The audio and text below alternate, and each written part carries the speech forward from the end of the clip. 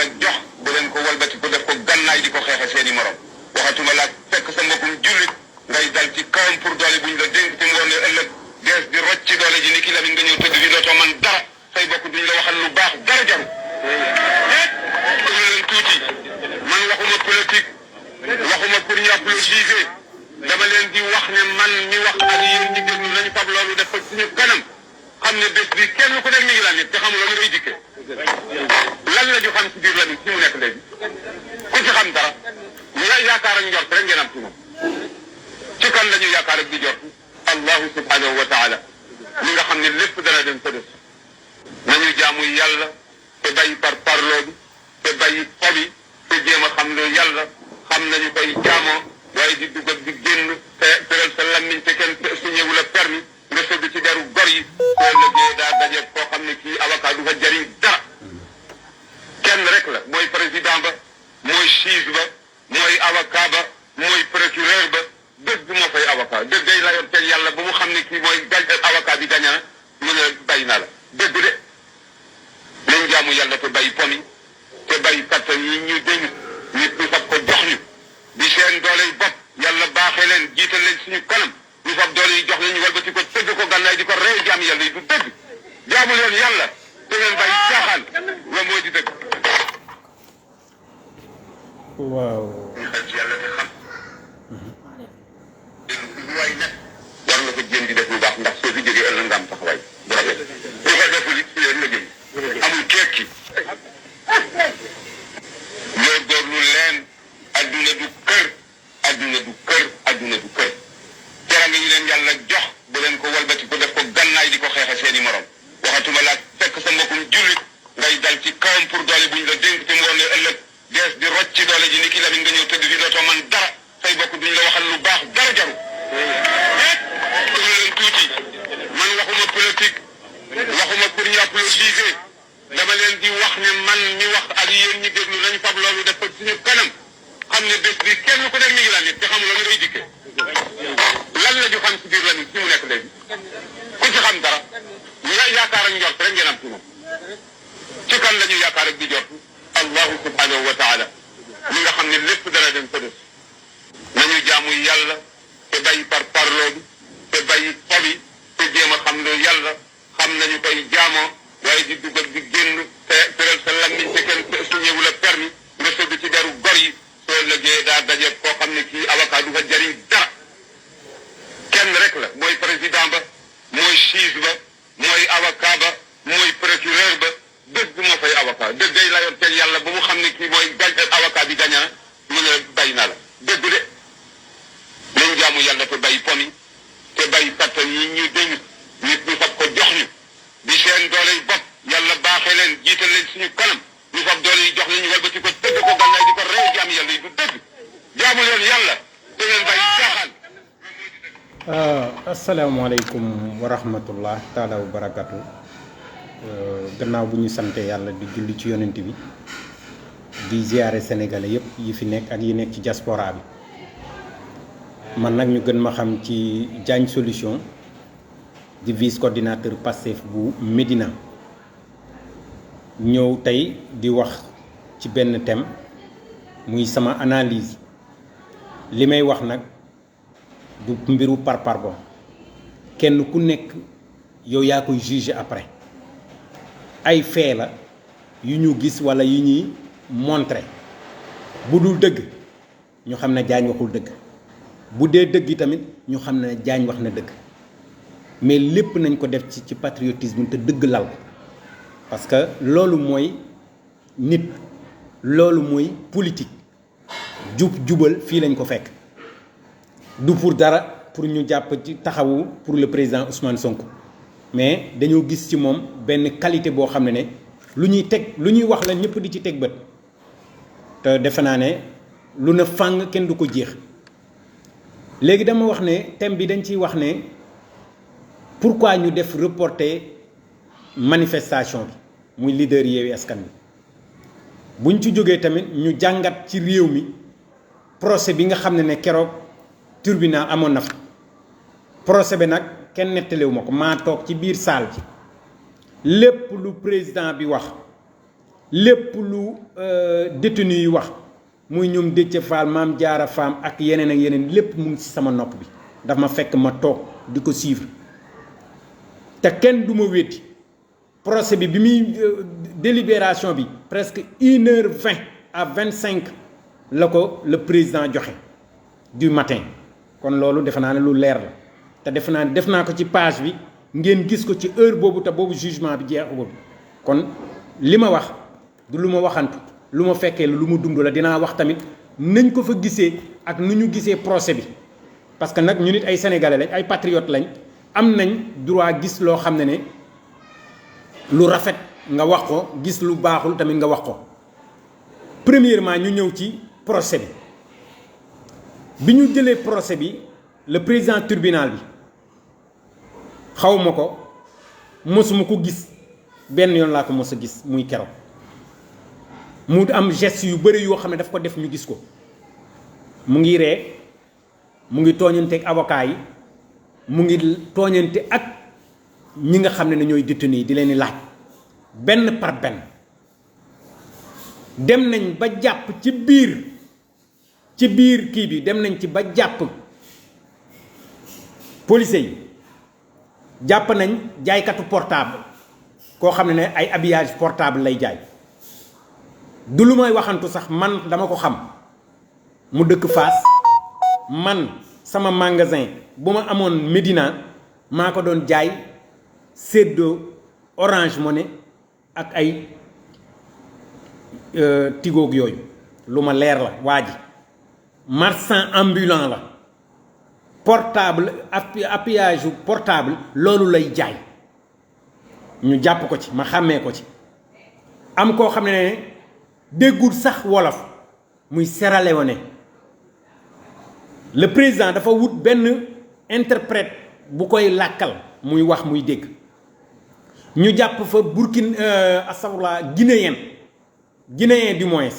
guinéen bi déggul wolof déggul français créole la dégg ñu wutaat ci salle bi koo xam ne moo koy làkkal créole pour ñu xam traduction bi moom il a juré le président daf ko ne da ngay juré pour wax ndax li ngay wax sa aqulaay taala kon li may wax xam naa ko ñëpp a ngi woon ca salle bi ku nekk ci salle bi rek na ma wéet bu dee li may wax du dëgg ñu laaj ñëpp jàpp ñoo xam ne ay tisserand lañ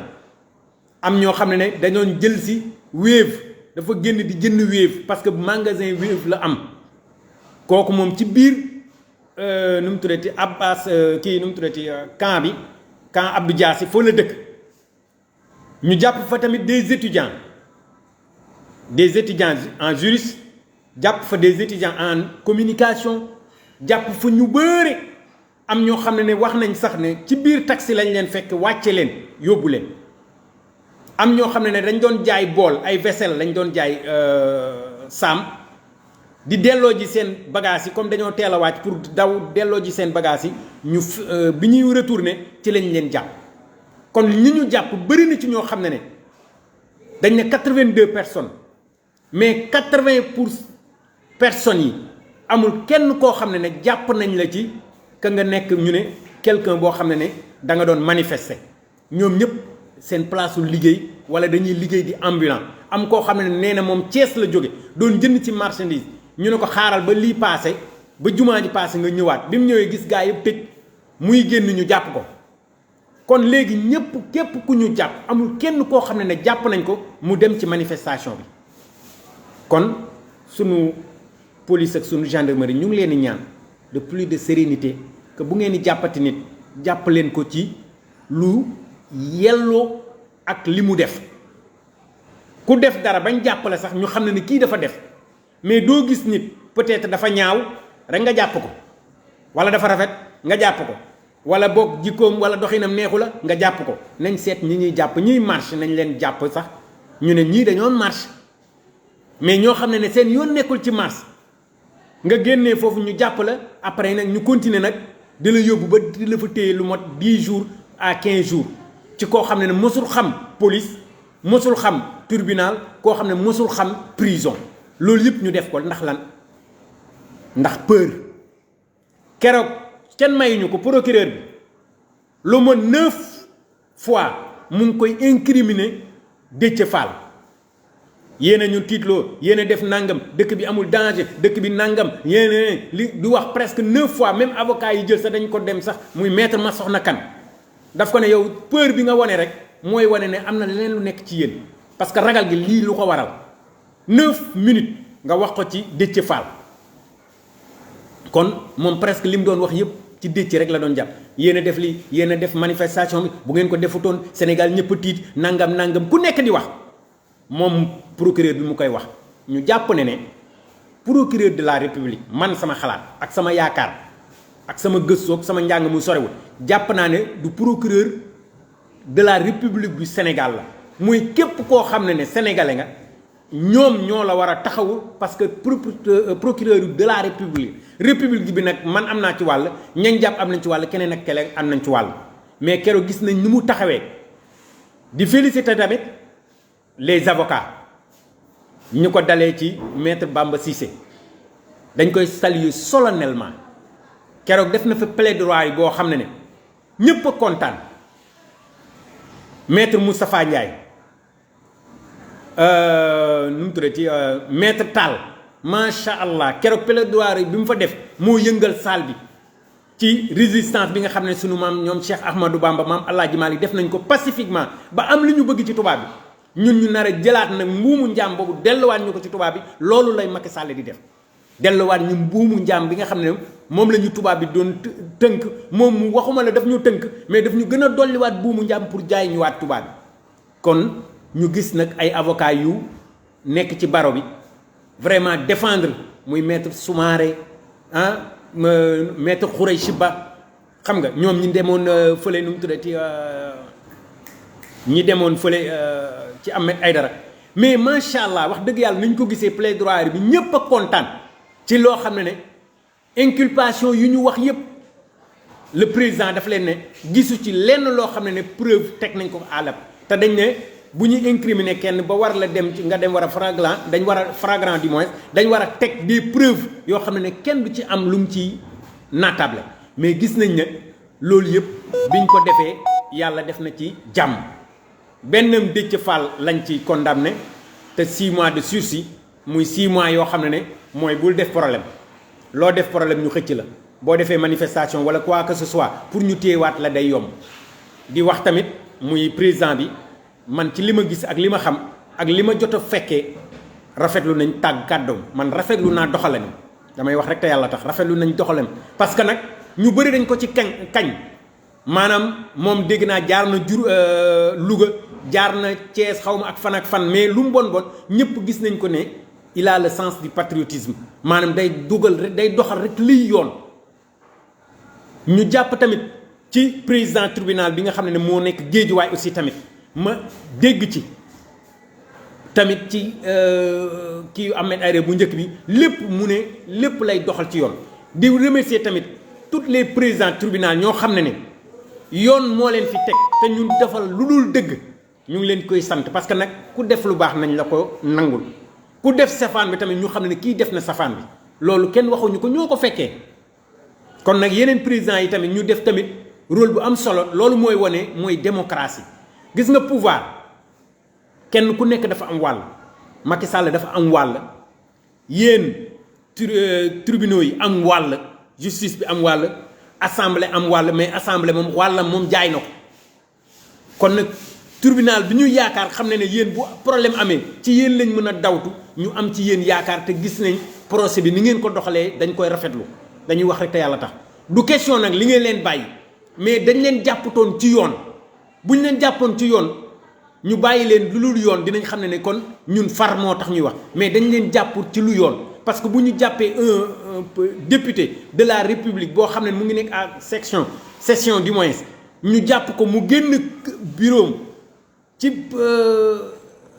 kii parti politique am siège am génn ñu jàpp ko kooku xam nañ ne jàpp nañ ko ci lu dul yoon te même bu ñu ko jàppee lu mu bon waroon nañ ko mën a juger te nee nañ képp ku ko juger sax ba indil ko jafe-jafe sax yoon dafa war a dal sa kaw loolu defe naa ne avocat yi plaidé nañ ko te wax nañ ko lépp leer su suñu bopp ñun ñu xamutoon sax li bëri ci yoon keroog suñu xol sedd na ci avocat yi ni ñu ko plaideel di remercier tous les avocats ak ñëpp ñoo xam ne ñëwoon nañ soutenir ñu duggoon ci salle bi ak ñi dugg ci salle ak ñi nekk ci kër yi nga xam ne seen xol yeeg seen xalaat yépp mu ngi woon pour ñëw assister kii bi nu mu tuddee assister palais de justice bi ñëpp ñu ngi leen di sant di leen gërëm. léegi nag bu ñu jógee ci loolu ñu ñëw nag ci lu tax ñiy reporter muy waa Yewwi Askan Wi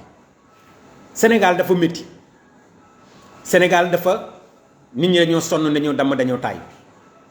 mais tey ñëpp seede nañ que président Ousmane Sonko bi ñëpp doon wax nitu ay la toujours mu ngi leen wan ne jàmm ko tax a jóg te njëriñu réew mi ko tax a jóg. 8 mars daaw 21 bi ñëpp jeunesse bi génnee manifester ba mu am 14 morts xale yi ci boppam dañ na jëloon décision ne dañuy dem palais mu ne leen bu leen dem palais loolu du seen wareef ñun ay patriote lañ nañu toog ba élection jot ñu jëlee ko fi ci jàmm. kon loolu wane na ne kii patriote la jàmm ko tax a jóg lu ñëpp teg bët la du lu ma waxantu yéen a ko gisandoo yéen a ko déggandoo déclaration yaa ngi fi leneen ak leneen mu ngi fi. tey tamit ñu gisaat leen Sénégal mu am lu mu waxoon ñëpp doon xaar que fitna bu amee tey Ousmane Sonko indi na ko nangam parce que moo waxoon day génn mu wane tant le sens du patriotisme wane ne réew mi moo ko ñulu réew mi rek la bëgg a jot ci jàmm. yeneen leaders yi muy Khalifa ak ñoom Aïda Mbodj ak ñoom Déthié Fall ñoom it ñu wane grandeur ñoom ñëpp kon wane nañ ne carrément réew mi rek moo leen yitteel kon tey Sénégal ñëpp am nañ fierté ci ñoom parce que li ñu bëgg buñ ko continuer woon mooy problème dina amaat mais ñoom am nañ le sens. ñii bañ gis naa sax appel bi nga xam ne Abdoul Aziz Touré bu nekk Saalum muy kilifa diine def na appel sax ci buur Sall muy Macky Sall pour mu autoriser leen pour jàmm rek am mais ñoom terewul ñoom ak seen préfet bi nga xam ne seen préfet la du préfet de la république moom seen préfet la ñoom ci boppam bind na ne trouble à l'ordre public ordre boobu nag ñoom ñooy indi jafe-jafe public bi li ñu soxla mooy jàmm te ñii leaders yi wane nañ un grand jàmm gën wane nañ un grand patriotisme ci seen doxalin kon tey ñoom it dañ leen di remercier bu am nag ñoo xam ne lu bon ak lu ñaaw lañ yàqamti dañ ne dañoo ragal dañ ne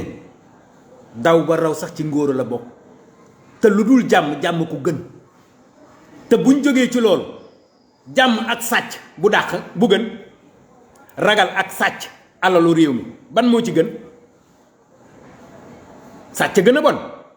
mais ñoom ñu ne lii jàmm ji moo leen gënal que ñi sàcc yi nekk fii di balbal buñ ci jógee damay ñëw di wax loo xam ne waxuma ko binduma ko dama ko liir ñu def ko ñu wax ko ci réew mi suba nag balaa maa ñëw na ñëpp génn pour la manifestation président Sonko ak leader yi nee nañ li amoon keroog nañ ko tripler wala ñu quadrupler ko kon na ñëpp génn na Sénégal na nopp yëpp fatt suba na ñëpp fatt nopp yëpp fatt nga xam ne bu ñëpp nopp yëpp fattee dinañ xam ne am na lu xewati te ñoom mu noonu la président Ousmane Sonko wax ak les leaders kon nag na nopp yëpp fatt na fatt ba fekk waaj a nekk Allemagne noppam ya na fatt foofu ci Allemagne pour ñu xam ne Sénégal benn bopp la kenn mënu ko xar ñaar te leaders yi wane nañ seen taxawaay. ma ñëw ci benn kilifa ci réew mi ñu koy wax Mansour Faye ñu ne ko Mansour Faye benn journal ñuy wax journal indépendant wane ne na kon moom xam naa il est indépendant journal hebdomadaire la par semaine lay génn te journal d'investigation la maanaam dañuy lën mbéj ba gis door a wax ñu génnee ñu ne dafa am benn Mansour Faye boobu ñu ne moo yor enclavement désenclavement transport xawma lan ak lan ci Sénégal ñu ne journal bi ci boppam mu ne en effet dans ces lettres de dénonciation d'un collectif de citoyens vivant à Dakar et à Saint-Louis. On fait un état de l'immense patrimoine de Mansour Faye. benn collectif la boo xam ne dañoo nekk entre Dakar ak Saint-Louis ñoo bind benn dénonciation maanaam di wane ne Mansour Faye mi dëkk Saint-Louis dafa am ay milliards yu bëre lu mot 71 milliards journal bi moo ko bind ñu ne ñu adressé ko Seynabou Ndiaye Diakhaté muy présidente de l'OFNAC. Seynabou Ndiaye Diakhaté dafa remplacé woon ku ñuy wax Nafi Ngom Keïta muy kilifa gu màgg ci réew mi wane benn patriotisme wane benn taxawaay ba gis lu ne weng mu wax ko ñu ko ci indil jafe-jafe mu démissionné mais ba tey Sénégal yépp a ngi koy saluer gis nga gor la mën a doon du doon lu dul gor te foo dem foo doon fekk ndox mu taa boo demaatee ba léegi fekk ko fa kon ba léegi am na de dignes fils de vrais patriotes ci réew mi ak ci àdduna bi rawatina les Sénégalais ñu ne beau frère Buur Sall boobu noonu journal bi mu wax ko wax de ñu ne benn collectif moo ko bind Seynabou Ndiaye Diakhaté ñu ne ko moom 10 ans moom Mansour Faye goro Macky Sall di rak wala mag ci sunu tata Marème ñu koy waxati suba dinañ ko génn laat wëy tata Marème seetal ñu Macky buy wéet di xaru ndax Sonko ngi ñëw dal seen kaw tata Marème seetal ñu Macky buy wéet di xaru ndax Sonko ngi ñëw dal seen kaw suba ci casserole yi ñu ne 71 milliards yooyu moom Mansour Faye 10 ans la def ci nguur avant muy doon kilifay nguur mu nekkoon kilifa simple yorutoon lu suukar màdd ñu ne ci ñi ko xam ñépp man nag duma wax lu mu wóoru mais ñi ko xam ñu ne amutoon lu suukar màdd juróomi dërëm nga jënd suukar juróom def ko ci macc ñu ne yoru ko woon avant 2012 ñu ne tey ci collectif bi dénonciation bi ñu bind jox ko adresse ko Seynabou Ndiaye Diakhaté journal Indépendance journal hebdomadaire bind ko ñu ne tey mu ngi ci 71 milliards 71 milliards yooyu ñu ne def ko ci ay turam ci ay prête-nom ci turu jàmbur ay tur la ko def mais def ko ci turam man xawma fekkeewuma yëguma dama liir te dama dégg ñépp wax nañ ko journal yi démb wax nañ ko ñu ne un patrimoine premièrement un patrimoine réparti en des biens immobiliers maison muy kër maanaam bien yoo xam ne dañ koy tegale lii kër la kër yoo xam ne ñu ngi nekk en location ay immeuble yu nekk en location des terrains ndand fay évalué en valeur une valeur du moins de 21 milliards maanaam li mu ci am ci ay kër yuy loué ay immeuble buñ ko estimé mu ngi ci 21 milliards ñu ne mu mise ko en location mooy daf koy joxe ñuy koy liggéey maanaam ñu koy loué di ko fay kon Sénégal dëkk bi ndekk li muy métti yépp am na ñoo xam ne yor nañ fi presque lu mot 21 milliards laa wax kon location bi lu tax mu métti gis nañ ko kër yi mu ngi nekk entre Saint-Louis Kaolack Louga Thiès Dakar ñu ne Patte d'Oie Parcelles Assainies Sicap Urbam Gibraltar HLM zone A zone B Saly Portudal et ainsi qu'à Mbour ak Mbour ñu ne patrimoine foncier boobu mu yor moom Mansour Faye de ci journal bi li mu bind ci adresse dénonciation collectif boobu nee nañ 11 800 mètres carrés am na ko ci valeur boo xam ne ñu ngi koy estimer à 2 milliards ñu ne mu am 3000 mètres carrés à Saint-Louis 3000 mètres carrés à Saint-Louis 2000 mètres carrés Kër Massar 1500 mètres carrés Kër Mbay Fall ci Ndakaar 2000 mètres carrés Mbaaw 500 mètres carrés Kounoune 1000 mètres carrés Diass 1000 mètres carrés à Yoff et une ferme agricole de 5 hectares à Bango ca Saint-Louis ferme agricole boo xam ne lépp a nga fa ferme boo xam ne lépp a nga fa naga lépp lu jëm ci fas ak naga xar ak lépp volaille ak lépp a nga fa ñu ne boobu à Bango ñu ne sera propriétaire de 20 immeubles subhanallah ah yow réew mi ndekee am na man da xam naa waroon naa maye sama rakk wala sama dara ci ku mel nii subhanallah wée lélélélé ñu ne ñu koy évaluer ci 32 milliards ci loolu estimation kër googu rek kër yeeg terrain yeeg yooyu ñu ne ak lépp daal bu ñu ko boole war na nekk presque 32 milliards ñu ne avec notamment 3 am na ko Saint-Louis ci immeuble yi 2 cité kër góor gi cité kër góor gi nga xam ne Ousmane Sonko am na fa benn kër moom mi defoon 15 ans impôt et domaine ma continuer ba pare sax ñu ne mu am benn Dakar Plateau moom Mansour Faye de ñu ne 3 Almadies ñu ne 2 Ngor ñu ne 1 Fann Résidence journal bi ne Point E tamit am na fa 2 au Point E am na 2 Mamelles ay immeuble laa wax de 3 cité Kër Damel d'après toutes les révélations en devise d'une valeur de 16 milliards maanaam xaalisam boo xam ne moom léegi nga soxla ay millions wala nga soxla dara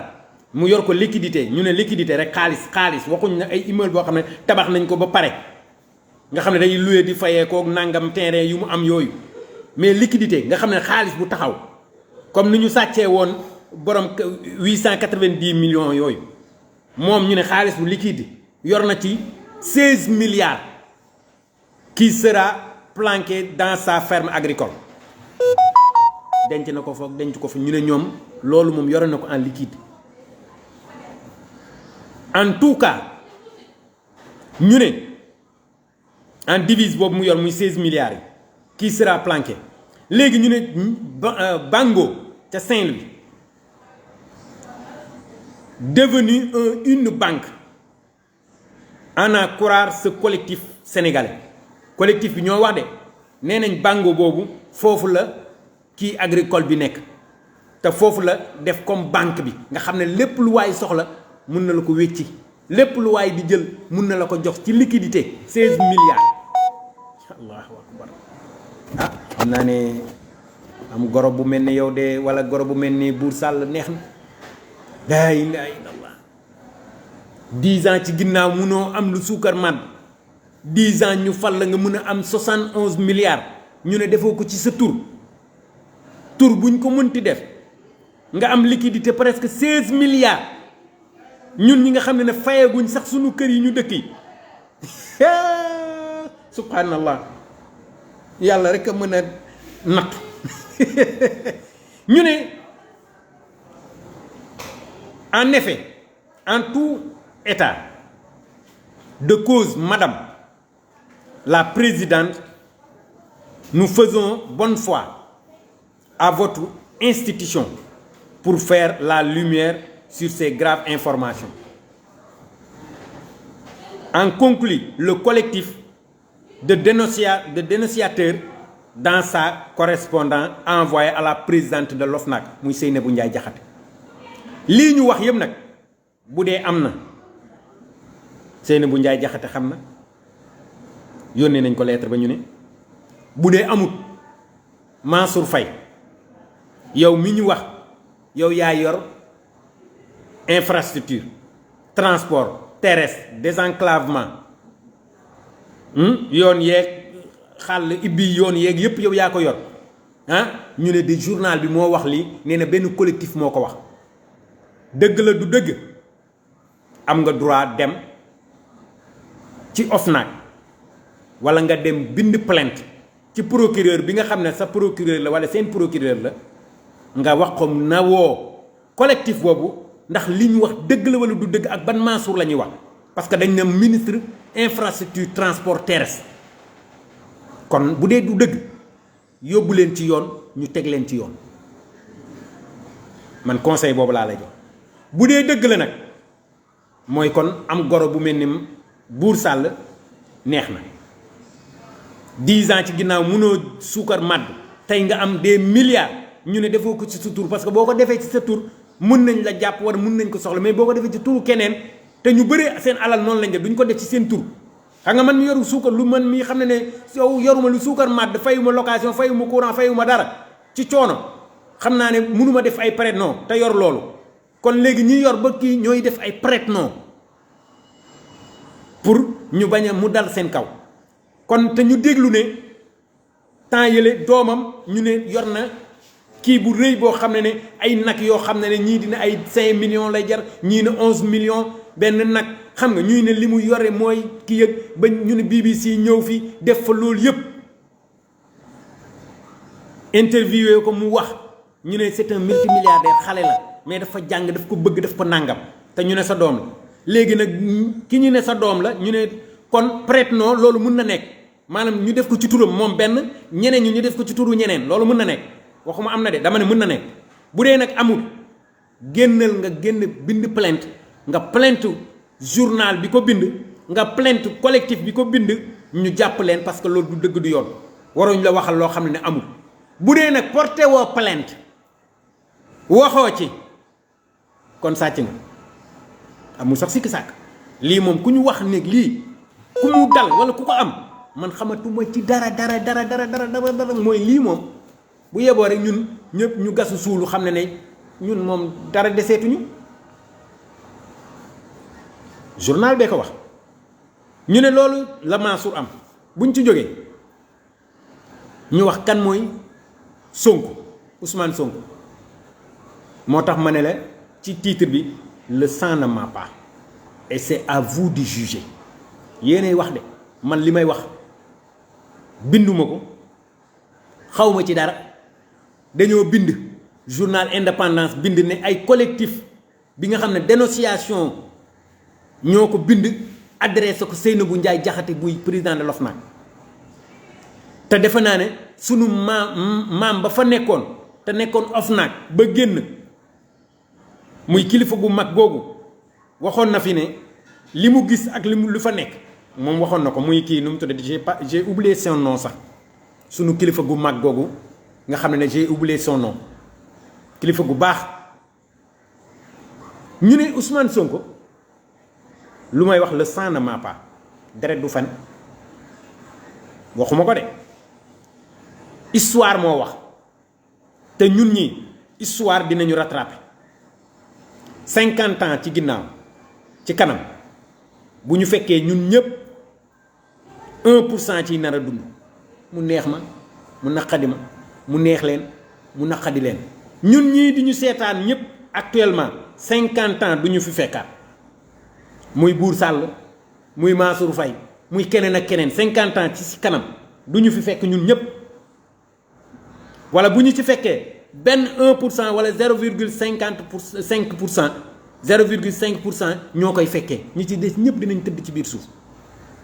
ku mu neex looloo yam ku mu naqadi looloo yam ku bëgg ku bañ mënta ñàkk parce que ku am 40 ans nga dundaat beneen 50 muy 90 ans ci hygiène de vie bii ñuy dund ah xam naa ne bu kon yàlla may na la wërsëg parce que man gis nañ ne léegi muy góor ñi 70 ku ko ci dund gudd nga fan 75 ku ko ci dund gudd nga fan 80 ku ko ci dund gudd nga fan waxuma laa 90 ans jigéen ñi la même chose kon gëwuma ne fii ak 50 ans dinañ fi fekkaat mais l'histoire retiendra ñu ne maamu Ousmane Sonko histoire a wax de man xawma fekkeewuma gisuma dama lire ci le passé muy histoire ñu ne Ousmane Sonko voici son grand-père Arfan Bassir Sonko, un des pionniers du désenclavement interne de la Casamance. Bokkoon na ci ñi nga xam ne ni ñoo doon ibbi Casamance ñu désenclavé ko ba nga xam ne lu nekk kenn ku nekk di ci mën a gis boppam. man maa ngi door a comprendre Ousmane Sonko mos naa ko dégg le président Ousmane Sonko mu ne dafa bëgg monnaie ñu bëri di tëb di dal ndekeen le deret du man du fen ngeen baal ma ci kàddu bi deret du wax lu dul dëgg ci kàddu googu ma wax maa ngi jéggul deret du wax lu dul dëgg ñu ne kon pour may leen facilité mooy désenclavé nga xam ne ki nekk biir Casamance dina mën a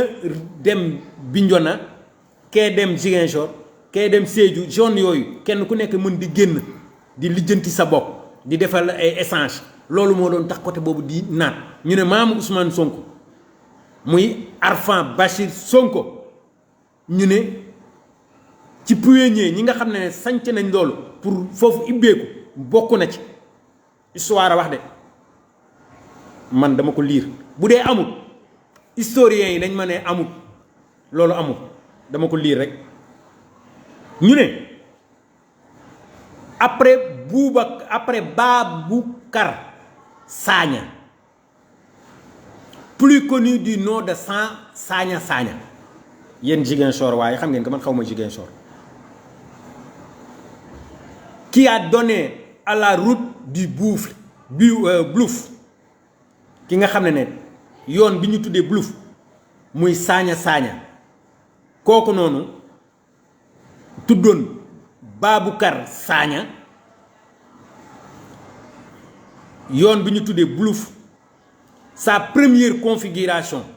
moo fexe ba yoon boobu ibbeeku moo ko def moo ko configuré moo ko créé ñu ne en 1905 Arfan Bassir Sonko muy maamu Ousmane Sonko fut désigné chef de village de Bissir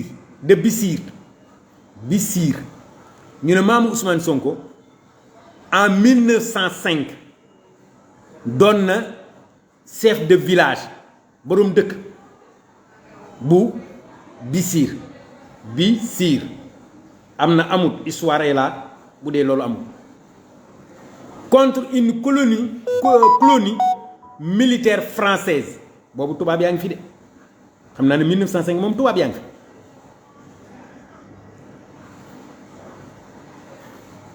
de passage du canton français de passage par le poste de Kartchak. Puis en 1925, 20 ans après, il monta à la tête du canton après Ansoumana Diatta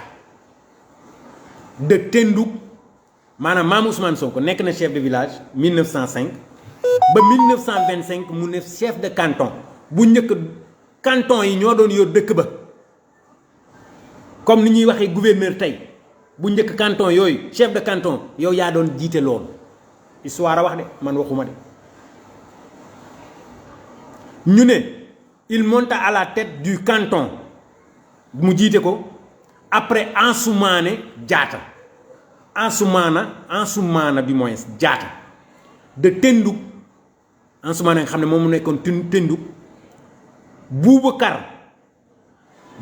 Sagna de Thionck-Essyl ñu ne moo fa nekkoon c'était le régime du capitaine Calvel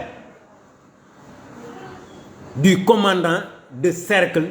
de Bignona de 1923 à 1926 ñu ne moment boobu ki ko jiite woon tubaab la woon mu ngi tuddoon Calvel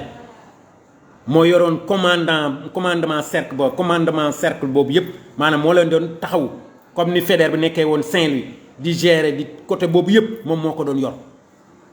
ñu ne cercle boobu moo tuddoon cercle de Bignona ci 1923 à 1926 histoire a wax de moo tax ma ne le sang ne ment pas ñu ne en 1925 en 1946 Arfan Bachir Sonko muy Mame Ousmane Sonko dirigea le canton de Djougout Nord qui s'étend muy gën a yokk di gën a large de Djegoun à Jamad maanaam ñi dëkk Casamance ñoo ko xam man xaw ma ne histoire a wax de jusqu'à Andiambane jusqu'à Ejaman jusqu'à Ejamat kon moom maamam bi mu jotee canton bi chef de canton fexe na ba yokk ko ñii di duggalante lu ko dalee Djegoun Djimat jusqu'à Adjamat Djigot. L'occasion s'offre prêt à petit de rappeler le cercle de Bignona fut en 1900 kon Mame Ousmane Sonko nee nañ def na loolu ñu ne bu muy jot salaire am dafa ne bu leen ma jox salaire tabaxal leen ma ci ay hôpital waxuma ko de du lu ma farak Ousmane Sonko de wala lu ma bëgg Ousmane Sonko de wala lu ma koy jàppale histoire moo wax bu dee li may wax amut na kenn dugg ku xam ne ma jaañ li ngay wax amut histoire waxul loolu dama ko bind dama ko gis ñu dugal ko ci histoire bu dee amut nañ wax bu dee am na deret du fen ñu ne le cercle de Bignona fut créé le 20 novembre 1917 et sa division mooy mu toj ñu dispersé wu 17 avril 1924 dans un environnement de l'époque fortement impré kon loolu moo jeexal kon Mame Ousmane Sonko cercle la yore woon doonoon commandant doonoon chef de canton kon Ousmane Sonko li mu kii daf ko naam maanaam nit lu mu màcc loolu lay taxamti ko waxuma ko de léegi man ma jàpp ne loolu Ousmane Sonko def yépp ak ñii li ma gis ci ñoom ñii yor fi des milliards ci diggante 10 ans est-ce que le sang ment te ren wax lu dul nit ki li mu màcc rek lay tax xam kon li may wax waxantuma ko ngir dara dama ko wax ngir am na wala amut te dëgg bu dee dëgg la xayru bu dul dëgg nañ ñu démentir moo tax gor ba léegi ñu ngi ci réew mi ñu wax ci loolu nag benn proverbe bu may dégg benn écrivain bindoon ko ñu koy wax Voltaire mu ngi bindoon Voltaire li mu wax mu ngi ko bindoon en 1918 18e siècle du moins astafurlah waaw écrivez ceci en 18e siècle xam nga ñun ñu ngi ci 21e siècle 18e siècle presque ñaata xaw ma plus de 3000 ans xaw ma nu mu tuddati 21e presque 3000 ans ci ginnaaw loo moomul ba ko fa bul ko yóbbu moomoo ko bind ko de maa ko wolofal mais li mu bind moom nee na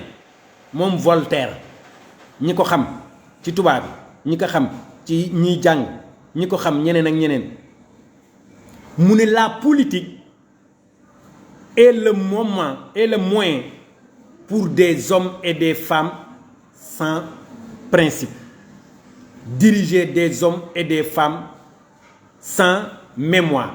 ñi ñu jiite muy góor ak jigéen dafa mel ni dañoo yor ñoo xam ne ñi ñuy jiite maanaam ñi ñuy jiite amuñu xel te ñun gis nañ ne Sénégal fii am na ñoo xam ne ba léegi seen xel yi des na parce que képp ku ñuy jox 2000 5000 10000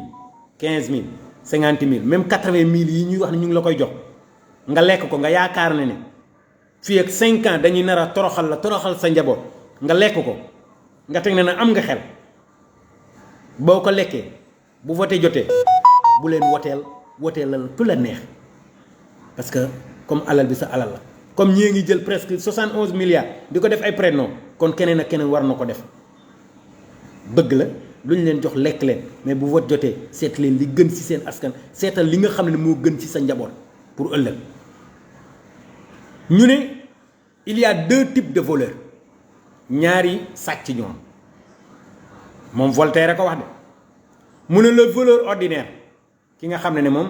sàcc faya lay def mooy celui qui vole votre argent kiy sàcc sa xaalis kiy sàcc sa portefeuille kiy sàcc sa montre wala sa leneen ak leneen kooku sàcc ordinaire mais il y a un voleur politique mooy ki nga xam ne nag mooy ponkal mi nag léegi kiy vol muy ponkal mi muy voleur politique bi c'est celui qui vole votre avenir sama avenir seen avenir yi njaboot sama avenir yi njaboot seen avenir yaay maam tante xale mag ki kay vol ki kay sàcc mooy politicien bi mooy kan ñii di jël sunu 71 milliards ñii di jël sunu 8 milliards ñii di jël sunu 25 milliards ñii di sunu 64 milliards ñii di jël nangam ñii 94 milliards ainsi de suite ñooñu ñooy kon voleurs yi nga xam ne ñooy voleur de la république ñooñu ñooy voleur politique ci loolu ki ko wax muy Voltaire votre éducation bu sàccee seen avenir xam ne li war a ñëw ci seen ginnaaw yépp moom sàcc na ko seen éducation seen njàng dina ko sàcc gis ngeen ni ñuy sàccee suñu njàng ba tey xale yu bëri xamuñ lu bëri dañuy jàng te duñu gis dara wala école yi gis ngeen grève yi amoon ci professeurs yeeg yooyu vol su suñu santé sàcc suñu santé voleur bi loolu la ñuy defal maanaam voleur politique santé bi gis ngeen ni mu feebare ku feebar yoroo xaalis boo demee hôpital da ngay dee boo yoree xaalis amoo ku la jàppale amoo taxawu da ngay dee wala amoo ku la taxawu dëgg-dëgg ci hôpital yi wala lu mënti doon ci dee nga jëm gis nañ xale yi fi 17 morts yi fi nekkoon ci xale yi ay bébé lu leen ko waral fii la ameewul fenn te ci dëkk bu sell ba ne leen la amee lu ko waral ñan ñoo sàcc alal ba liñ fa waroon defuñ ko fa ba xale yi di fa ñor fan lañ ko defee ci réew mii la du réew benn ñu ne sàcc tamit seen sourire suñu ree nu ñuy ree ñun waa ji ñu jiite sax du ree maanaam dafa jël sax lu ñu waroon ree moom mun na ko ngëmm ba ñun sax mënuñu ree ñu ne nag lan mooy différence ñaar ñi yéen laay laaj lan mooy différence voleur ordinaire bi ak voleur politique bi la grande différence entre les 2 types de voleurs ñu ne le voleur ordinaire bi c'est vous qui le choisissez yéen a koy choisir moom mooy choisir li mu war a sàcc ci yéen mooy bu ordinaire bi ñu ne nag voleur mooy sàcc bi nga xam ne politique bi la yéen a koy choisir mu sàcc leen kon bu leen choisir te ku leen di sàcc kiy sàcc bu ordinaire bi moom mooy xool li muy sàcc ci yéen mooy leen di choisir sa portefeuille sa montre sa mbaxane wala sa nang kee nag moom moo yéen yéew mi koy choisir yaa koy choisir na ko sàcc ma mu sàcc la ay milliards moom dem tudd këram yow ngay dee ci hôpital yi boo buggee jàng am problème boo buggee transport am problème location mënatuñ ko fay courant mënatuñ ko fay ndox mënuñ ko fay dund gi métti lépp alal yooyu ñu jël muy milliards yooyu bu ñu ko dugaloon ci lekk gi nga xam ne tey faaleen yeeg ñangeen yeeg sàmbeen yi ak ngayeen yi ñoom ñëpp a nga sonn xiif ba loof buñ ko ci dugaloon defe naa ne xiif bi du mel noonu ba Macky Sall lañ gis mu dem ba Russie di wax na bele bi ñëw pour ñu mën a dund te ñun ñu yor fii suuf su ne gàññ àll bu ne gàññ ndox mu ne gàññ te waxoon fi autosuffisance en 2017 ba léegi ñu ngi ci 2022 te léegi ñu ne sàcc boobu noonu ordinaire bi moom la police di traquer ñoom lay wër di dóor di def lu nekk léegi nag sàcc bi nga xam ne sàcc politicien bi tandis que moom dañ koy garder par des motards moom la ñuy garder moom sàcc bu mag nga xam ne moo sàcc sa avenir sàcc sa éducation sàcc sa santé sàcc sa xalaat ak sa lépp moom dañ koy garder nga xam ne kenn du ko jege. Je vous dis, réveillez-vous. L'Afrique a besoin de nous. Le Sénégal a besoin de nous. Dina daaneel nag ci Nkrumah Kwame lu mu waxoon mu ne l'Afrique a besoin d'un nouveau type de citoyen dévoué comme le président Ousmane Sonko, modeste comme le président Ousmane Sonko, honnête njub du lu ñu werante benn kër 250 millions 250 000 du moins moo nekk sama compte beneen bi 0 franc benn kër benn oto 15 ans impôt et domaine yor maanaam di doon seeti ñi nga xam ne c'est des multimilliardaires moom moo doon def seen impôt seen fiscalité seen lépp te mosuma ci lekk benn dërëm te def ci 15 ans yorul ay millions yorul ay milliards ñii def 10 ans yor des 71 milliards ak ay 25 milliards 8 milliards 94 milliards ainsi de suite ainsi de suite ainsi de suite ñu ne est bien informé il est bien informé il est bien informé muy le président et qui renonce à lui-même maanaam li mu bëgg da koy joxe te li mu bëgg joxe na ko ñëpp gis nañ ko et horreur et la vanité koo xam ne day yëg boppam di gis boppam di yëg boppam un homme nouveau dont la force soit l'humilité nit day am tolluwaay am yëguwaay am benn grandeur la grandeur et l'intégrité loolu yëpp gis nañ ko ci le président Ousmane Sonko kon bu ñu woowee ci panafricanisme war nañ ko ci fekk parce que loolu Nkrumah Kwame moo ko waxoon te loolu gis nañ ko ci kenn wala ci ñenn rawatina le président Ousmane Sonko kon amatul lenn lu ñuy wax l'Afrique a besoin de nous. L'Afrique a besoin des hommes comme président Ousmane Sonko, que de nouveaux types d'Africains, de nouveaux types sénégalais, dévoués, modestes, honnêtes, bien informés, avoir l'humilité, humanisme, bëgg sa réew, bëgg sa bopp, li nga bëgg, li nga war a am nga jox ko askan wi te toog loolu laa ci amoon lu may wax di nuyu ñëpp di baalu ñëpp àq. bu dee li ma wax amut nañ ma démentir bu dee li ma wax am na nañ ko dugal ci xel seet li war a ñëw ëllëg mu bañ ñu nax suba na toutes les Sénégalais génn Tata Marème seetal ñu Macky buy wéet di xaru ndax Sonko ngi ñëw dal seen kaw Sonko mooy suukaru Sénégal ku ko bañ doo ndékki di xoromu Sénégal ku ko bañ doo añ doo reer kon Sonko suukar la ku ko bañ doo ndékki Sonko xorom la ku ko bañ doo añ te doo reer loolu laa ci amoon lu muy wax wa asalaamualeykum wa rahmatullah taala wa barakatu maa leen may boobu génne loolu ba suba ci keng-keng